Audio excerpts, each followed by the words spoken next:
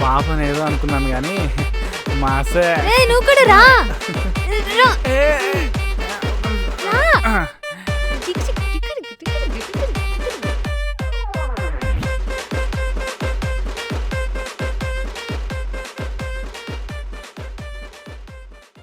ఏమో అనుకున్నాను కానీ ఈరోజు చాలా హ్యాపీగా ఉంది.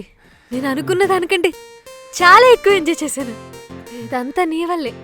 Thank you so much. It's okay. ఎప్పుడు ఇలానే చూసుకుంటావా? ఒక్కసారి నా లవ్ నొప్పుకొని చూడు, ఇలానే చూసుకుంటా. నీకు ఆ విషయం చెప్పాలి.